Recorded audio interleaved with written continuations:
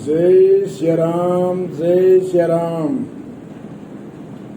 रामायण का अनुष्ठान चालू है। रामायण शॉर्टकट में ही आजकल सुनना चाहते हैं और शॉर्टकट में रामायण तो रामचंद्र जी का जन्म हुआ, उत्सव मनाया, आदि आदि करके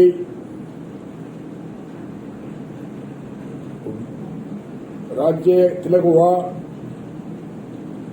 और वनवास में चले गए। ऐसे शॉर्टकट में रामायण का एक ऋषि मुनि एक भजन में ही सारी रामायण पूरी कर देते हैं। रोचक और भयानक ज्ञान, रोचक ज्ञान और भयानक ज्ञान से बढ़ा चढ़ा करके रामायण बहुत विस्तार से सुन सकते हैं। पर तो शॉर्टकट में रामायण का एक संत ऋषि मुनि ने भजन के द्वारा शॉर्टकट में ही रामायण को पूरा किया है। इसलिए हम शॉर्टकट में ही एक भजन में भी पूरा करेंगे। और रामायण की मेन मकसद है, रामायण में एक अध्यात्म ज्ञान के लिए, आत्म ज्ञान के लिए, तत्व ज्ञान के लिए रामायण की जाती है।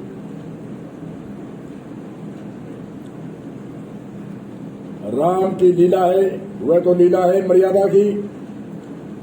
सहेली, परंतु जो रामायण की कथा जो हम अनुष्ठान करते हैं, इसमें तत्व ज्ञान, अध्यात्म ज्ञान,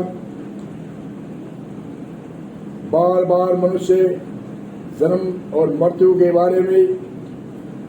इसका भयंकर दुख मिटाने के लिए तत्व ज्ञान के ज्ञान, आत्म ज्ञान से रामायण भरी पड़ी है। इसमें जगह जगह आजकल के कथावाचक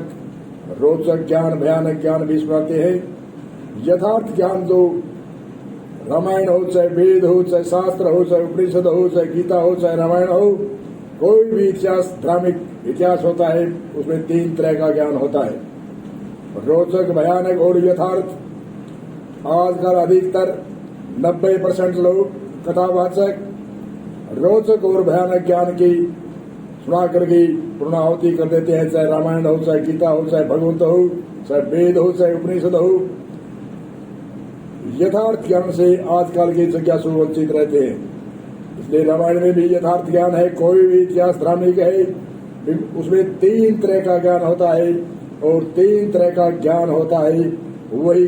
ग्रंथ कहलाता है। नहीं परिंदा होता है, पोथा होता है कागज का। उद्देश्य, परीक्षा और लक्षण, 3 लक्षण होते हैं। जिस ग्रंथ में चाहे छोटा ग्रंथ हो उनको ग्रंथ कहते हैं, और 3 उपदेश, परीक्षा और लक्षण नहीं होते हैं, वह एक कागज का परिंदा माना जाता है। तो 2 तरह का ज्ञान बताते हैं आज का 90% कथावाचक। उत्तम, मध्यम, कनिष्ठ जिज्ञासु को यथार्थ ज्ञान की जरूरत होती है। उत्तम तो इशारे में समझता है, मध्यम को दृष्टांत उदाहरण देकर के रोचक भयानक सुन के उनके समझ में आता है, और कनिष्ठ के बहुत से उदाहरण, दृष्टांत और सिद्धांत में घटा करके उनको आध्यात्मिक ज्ञान के मार्ग में संत विद्वान गुरुजन लगाते हैं। परंतु आजकल कथावाचक 90% रोचक और भयानक ज्ञान से ही पूर्णाहुति कर देते हैं। कोई भी इतिहास हो, जिनका चाहे 9 दिनों की रामायण हो, चाहे साप्ताहिक सप्ताह हो, चाहे उपनिषद, वेद आदि कोई भी कथा किसी भी प्राण की हो, किसी भी इतिहास की हो, उनको रोचक और भयानक ज्ञान में ही पूर्णाहुति कर देते हैं। आज एक शॉर्टकट में ही एक संत का रामायण में, रामायण की घटना का, रामायण में जो घटित घटना घटी उनके बारे में एक संत एक शॉर्टकट में ही रामायण की कथा पूर्णाहुति करते हैं। राम दशरथ के घर जनने घराना हो तो ऐसा हो, राम दशरथ के घरे जनबे घराना हो तो ऐसा हो लोक दर्शन को करे अरे आए सुहाना हो तो ऐसा हो लोक दर्शन को चले आए सुहाना हो तो ऐसा हो यज्ञ के काम करने को मुनीश्वर ले गया वन में यज्ञ के काम करने को मुनीश्वर ले गया वन में उड़ाए शीश रख सोंगे निशाना हो तो ऐसा हो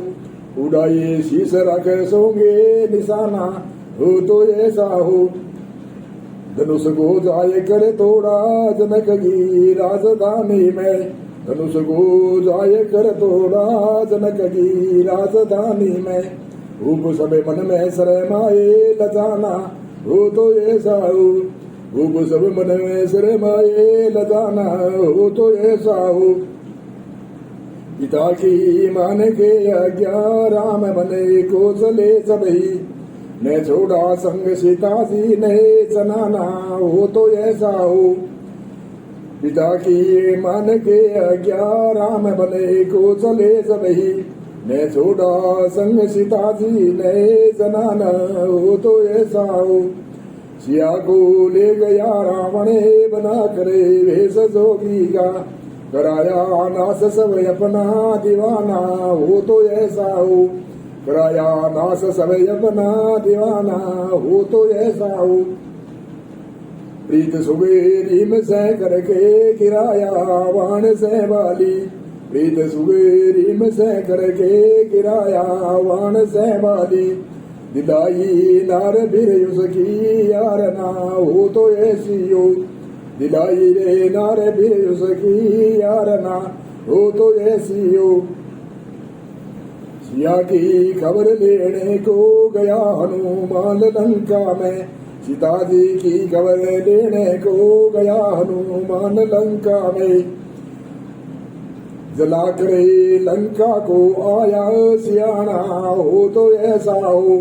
जला करे लंका को आया सियाना हो तो ऐसा हो बांध से तू समुद्र में उतारे पार से नागो बांध से तू समुद्र में उतारे पार से नागो मिटाया वंश रावण का राणा हो तो ऐसा हो मिटाया रे वंश रावण का राणा हो तो ऐसा हो राजे दे भव्य कृष्ण को अयोध्या लौट कर आए राजे दे भव्य कृष्ण को अयोध्या लौट कर आए वो ब्रह्मानंद मर्यादा निभानी हो तो ऐसी हो राम दशरथ के घरे जनवे घराना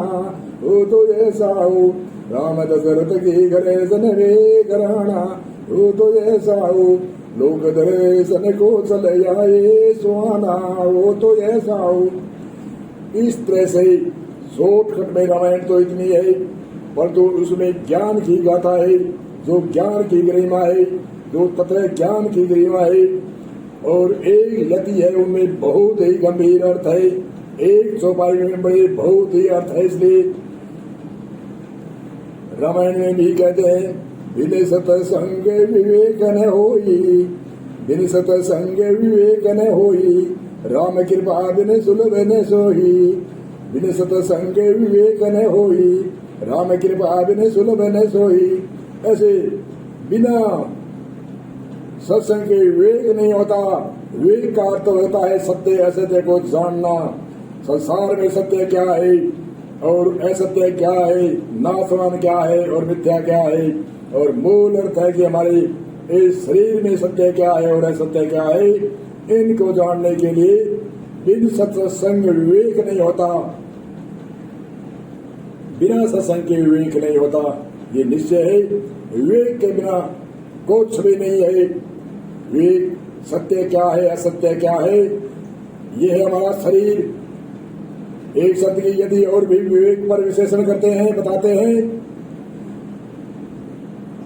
वर्तन विवेक विचार धारणा लखिया रे सारे या सारी वर्तन विवेक करो विचार करो लखिया सार क्या है असार क्या है वर्तन विवेक विचार धारणा लखिया रे सारे या सारी आत्म सारे सारे अनात्मा नित्य नित्य विचारी। पहले यति में कहते हैं प्रथम विवेक विचार धारणा, विचार को धारण करो, विवेक को धारण करो। सार क्या है, सार क्या है, अगली यति में बताते हैं सार क्या है, ऐसार क्या है। आत्म सार ऐसार अनात्मा, आत्म इस अनात्मा शरीर है, ये अन्न से पैदा हुआ है, इसको अनात्मा कहते हैं। और इसके अंदर आत्मा है, वह सार है। अनात्मा शरीर है, ये नाशवान है, मिथ्या है, चलायमान है, प्रवर्तनशील है, बदलता रहता है, होता रहता है, मिटता रहता है। इसलिए रामायण में एक एक चौपाई में बड़ी गंभीर अर्थ है। इसलिए रामायण वैसे तो सुनाई थी, राम दशरथ के कीर्तन में राणा हो तो ऐसा हो, उस भजन में ऋषि ने सारी रामायण की पूर्ति कर दी। बंधु इसमें ज्ञान भरी गाथा है, इसलिए इस रामायण को बार बार पढ़ने की इच्छा होती है और बार बार संत विद्वान इस रामायण को पढ़ते हैं। इसी सूत्र में राम देते हैं, बरोध जय सिया राम, जय सिया राम।